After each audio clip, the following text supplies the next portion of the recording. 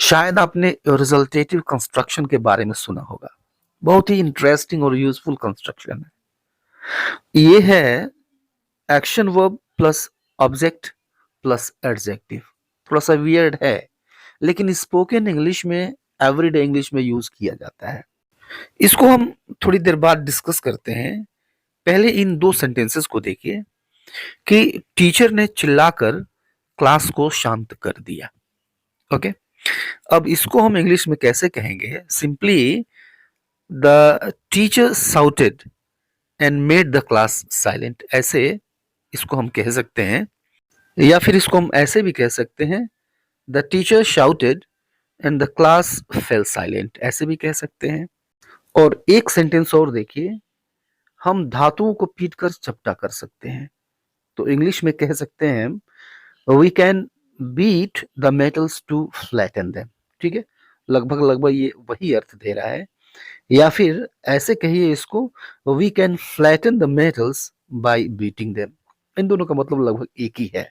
ठीक है, अब रिजल्टेटिव कंस्ट्रक्शन ये कहता है कि जब कोई एक्शन हो और वह किसी चीज को, किसी दूसरी चीज को, यानी वो ऑब्जेक्ट होगा, उसको किसी रिजल्ट में पहुंचा दे, उसका स्वरूप बदल दे। इन दोनों सेंटेंसेस में यही हो रहा है और इसी को हम कहते हैं रिजल्टेटिव कंस्ट्रक्शन। जैसे यह टीचर ने चिल्लाकर क्लास को शांत कर दिया, तो एक्शन क्या हुआ? चिल्लाना। ठीक है, किस पर हुआ? क्लास के ऊपर, ऑब्जेक्ट है ये। और देखिए वो कैसा हो गया, रिजल्ट क्या मिला? रिजल्ट मिला कि क्लास शांत हो गया। अब ये रिजल्टेटिव कंस्ट्रक्शन है, रिजल्टेटिव पैटर्न है ना। इंटरेस्टिंग। तो इसका पीछे मैंने कंस्ट्रक्शन बताया, पैटर्न बताया, subject plus action verb plus object plus adjective. यानी यह जो एडजेक्टिव है, यह ऑब्जेक्ट के साथ क्या हुआ, उसका स्वरूप कैसा हो गया, इस चीज को डिस्क्राइब करता है। ये फाइनल रिजल्ट देता है। That's why it is called resultative construction. तो अगर हम इस कंस्ट्रक्शन का यूज करें तो इन दोनों बातों को हम ऐसे कहेंगे, the teacher shouted the class silent. Shouted action verb, the class object and silent adjective. Clear है? और दूसरी बात को कैसे कहेंगे? We can beat the metals flat, यानी हम धातुओं को पीट कर चपटा कर सकते हैं। Beat action, the metals object and flat adjective. कुछ खास एडजेक्टिव्स के साथ ही ऐसा होता है। वैसे सारे के सारे एडजेक्टिव्स ऐसे नहीं होते, कुछ ऐसे एडजेक्टिव्स होते हैं जिनके साथ ये पैटर्न यूज हो सकता है। Normally clean, colour, dry, open, shut, flat, empty, silent. कुछ और एग्जांपल्स लेते हैं ताकि ये जो पैटर्न है और अच्छी तरह से क्लियर हो जाए, समझ जाए हम। मेज को पोंछकर साफ कर दो या फिर साफ करो, सेम पैटर्न है। क्लीन ये एडजेक्टिव है, काम मेज पे होगा और एक्शन क्या होगा?